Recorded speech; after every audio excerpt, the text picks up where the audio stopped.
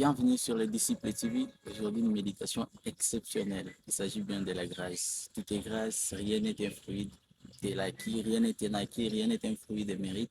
Étant enfant de Dieu, tout ce que nous recevons de Dieu est un fruit de la grâce. On ne le mérite pas, c'est pas parce qu'on a payé les prix, c'est pas parce qu'on a fait quoi que ce soit.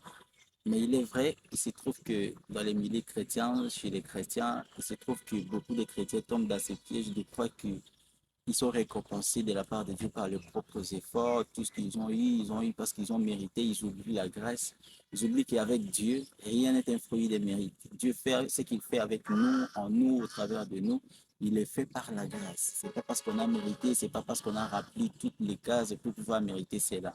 Mais dans les milieux chrétiens, on trouve qu'il y a beaucoup de chrétiens qui tombent dans ces pièges et il se fait que ils se mettent dans beaucoup d'exercices de la religion, ils jeûnent beaucoup, ils prient beaucoup, ils partent dans des retraites, et ils font beaucoup de choses, pas pour le but de pouvoir se ressembler à Jésus, mais ils les font beaucoup plus dans le but de se sentir tellement méritant de recevoir quelque chose. Vous allez voir quelqu'un qui va par-ci, par-là, faisant des prières, jeûnant beaucoup. Quand vous le voyez, vraiment, c'est comme s'il se bat avec les choses et il le fait par ses forces. Il pense que pour qu'il soit récompensé par Dieu, pour que Dieu puisse lui accorder quelque chose, il faut qu'il fasse tellement d'efforts. Pourtant, la démarche avec Dieu, ce n'est pas ça. Et aujourd'hui, nous voulons méditer sur la grâce, le fait que tout est grâce. Rien n'est un fruit des mérites. Rien n'est un acquis quand nous marchons avec Dieu, quand nous recevons les choses de la part de Dieu, quand il nous fait des choses, ce n'est pas parce qu'on l'a mérité, c'est pas parce qu'on était digne en fait, mais tout est fruit de la grâce. Vous voyez. Je vais méditer sur la grâce et lisons d'abord la parole des Dieu. On va lire Deutéronome chapitre 9, du 4e au 5e verset. Lorsque l'Éternel, ton Dieu, le chassera devant toi, ne dis pas à ton cœur, c'est à cause de ma justice que l'Éternel me fait entrer en possession de ces pays.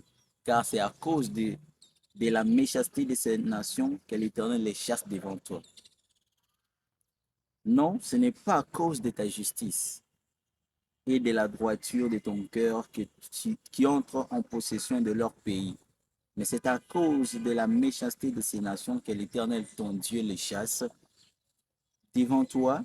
Et c'est pour confirmer la parole que l'Éternel a juré à tes pères, à Abraham. Et si vous connaissez bien les textes de Deutéronome, vous savez, Deutéronome, c'est un livre où Dieu parle beaucoup plus aux enfants d'Israël. Il sait qu'ils sont sur le point d'entrer dans la terre promise, mais il leur parle sur comment ils doivent se comporter, quand ils seront là-bas, comment ils doivent se comporter, pour qu'ils ne puissent pas tomber dans les mêmes pièges que ceux-là que Dieu chasse devant eux. Voici, les, voici comment vous allez vous comporter, voici qu'est-ce que vous devez faire.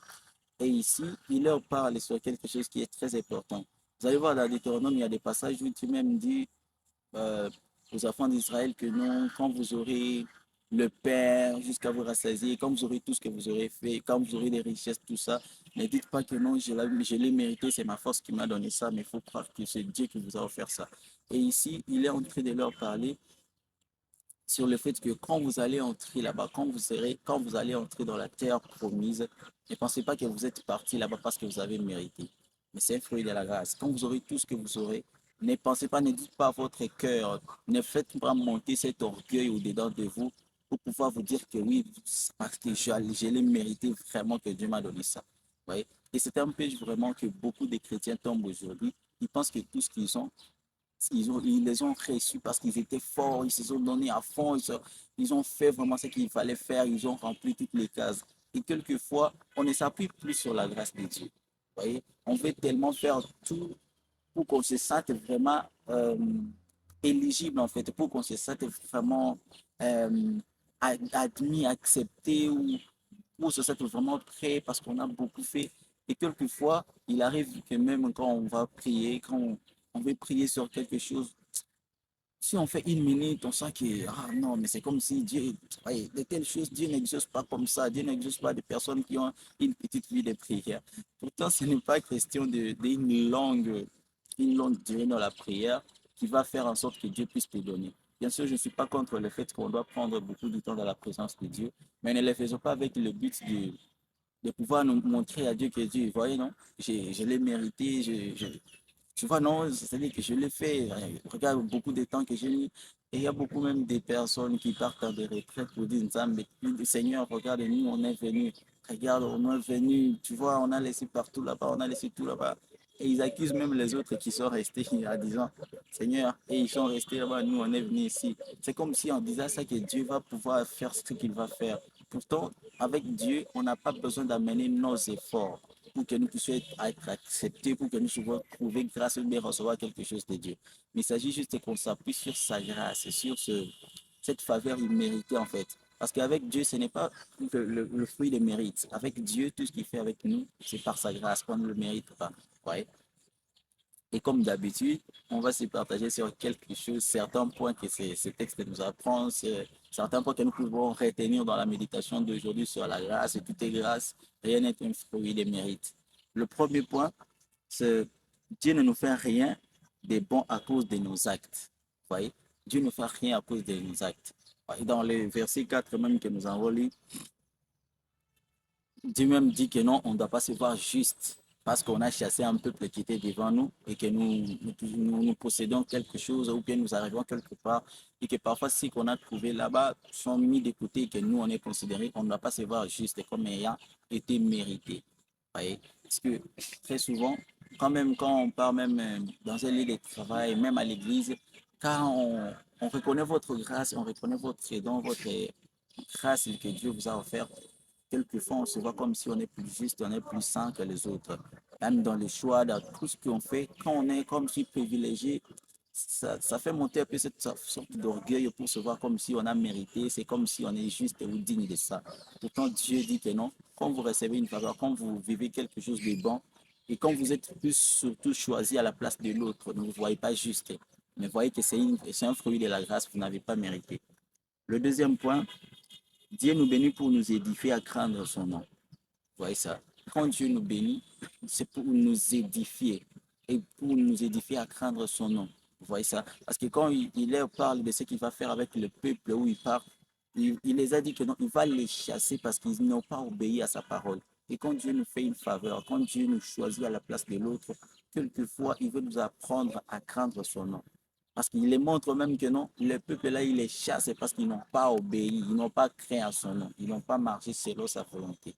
Et quand Dieu nous fait une faveur, quand Dieu nous fait la grâce, quand nous nous basons sur ce texte de Deutéronome, on trouve qu'il veut nous édifier, à nous faisant faveur, en nous donnant quelque chose, ou bien quand on trouve grâce aux yeux de Dieu, très souvent, il veut nous édifier à comprendre quelque chose. Le troisième point, tout ce que nous trouvons de Dieu, nous le trouvons par grâce. Vous voyez? Tout ce qu'on peut trouver de Dieu, voir aller partout où on veut, tout ce qu'on peut trouver de Dieu, les bonnes choses, et non, tout ce qu'on rêvait à voir, tout ce qu'on peut trouver de Dieu dans notre marche avec Dieu, tout ce qu'on peut recevoir, tout ce qu'on peut recevoir qui peut même étonner le monde, n'est jamais un fruit de mérite. C'est par grâce qu'il nous donne ça. Il n'y a rien, il n'y a personne qui peut recevoir quelque chose de Dieu parce qu'il a mérité vraiment. Et vous allez voir, même les enfants d'Israël, en fait, même, imaginez depuis leur sortie d'Égypte, combien de fois Dieu s'est fâché contre eux, Dieu s'est repenti de les avoir sortis de là, il a résolu même de tuer certains, et c'était même arrivé parce qu'ils n'obéissaient pas à sa parole. Mais pourtant, malgré tout ça, il les aimait, il marchait, il le promettait toujours de les amener là où il a prévu. C'est parce que c'est par la grâce, en fait. Ce n'est pas un fruit de mérite. Parce que si vous observez vraiment dans votre quotidien, vous allez voir que les choses que Dieu vous fait, ce n'est jamais un fruit des mérites. Qu'est-ce que vous donnez vraiment pour que vous ayez le souffle de vie que vous avez? Qu'est-ce que vous avez payé pour que vous ayez la paix du cœur que beaucoup cherchent? Qu'est-ce que vous avez pour trouver des bonnes relations, être entouré de bonnes personnes qui vous aiment, trouver cette église que vous vous sentez à l'aise à chaque fois que vous êtes là? Qu'est-ce que vous avez payé? C'est un fruit de la grâce. Ce n'est pas parce que vous avez mérité vraiment, mais c'est parce que Dieu a décidé de vous faire grâce. Lisons Éphésiens chapitre 2, verset 8. Car c'est par la grâce que vous êtes sauvés, par le moyen de la foi, et cela ne vient pas de vous, c'est le don de Dieu. Ici, apôtre Paul parle aux Éphésiens que non, tout ce que vous avez, c'est par la grâce que vous êtes sauvés. Votre salut n'est pas un fruit des mérites. C'est par la grâce que vous êtes sauvés par le moyen de la foi. Parce que vous avez cru que vous êtes sauvés. Et ce salut ne vient pas de vos efforts. C'est un fruit de la grâce. Vous êtes sauvés par la grâce. Parce que très souvent, on pense que quand on reçoit quelque chose dans la présence de Dieu, quand on reçoit quelque chose dans notre vie, quand parfois on s'est marié avec la personne de notre choix, la personne de nos rêves. Et quand on part dans un endroit où on rêvait tellement, quand on fait quelque chose et quand on a les résultats de notre souhait, de notre désir, quand on réussit sur quelque chose, on pense que c'est le fruit des mérites. Pourtant, même à l'école, vous allez voir que c'est, il y a quelque chose qui s'est fait, hein, en fait. Vous allez voir que vous étiez nombreux, mais malgré un peu votre négligence dans l'affaire, il se trouve que vous êtes classé parmi ceux qui ont réussi.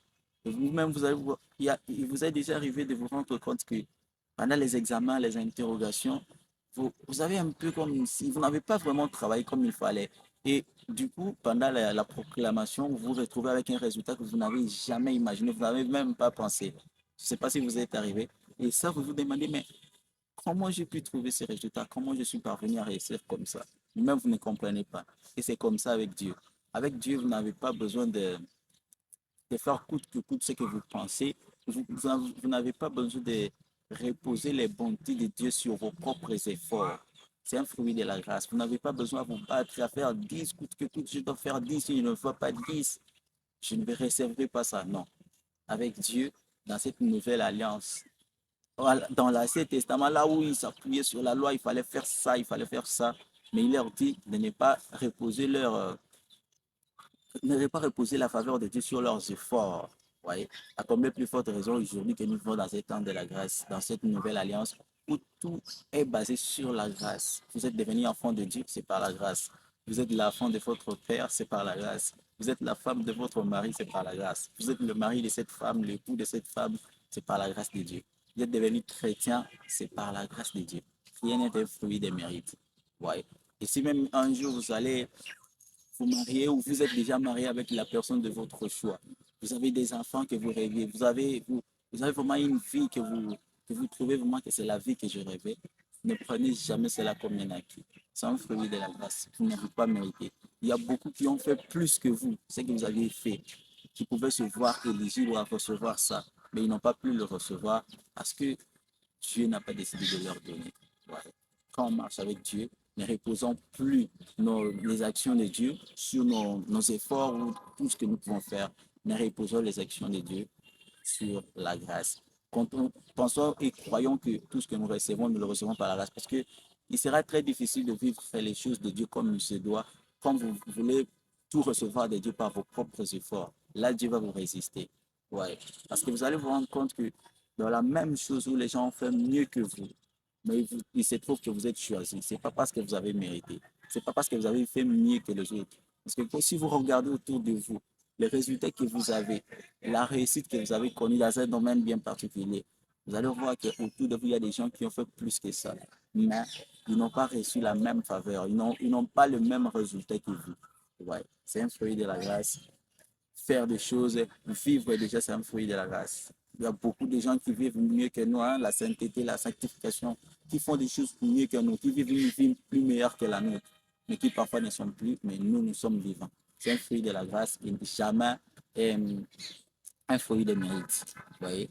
Alors, c'est exactement ça que je voulais méditer avec vous aujourd'hui. Et je vous donne que la semaine prochaine, on va commencer avec une série de méditations sur la nouvelle naissance. C'est quoi la nouvelle naissance? Quelles sont les étapes de la nouvelle naissance?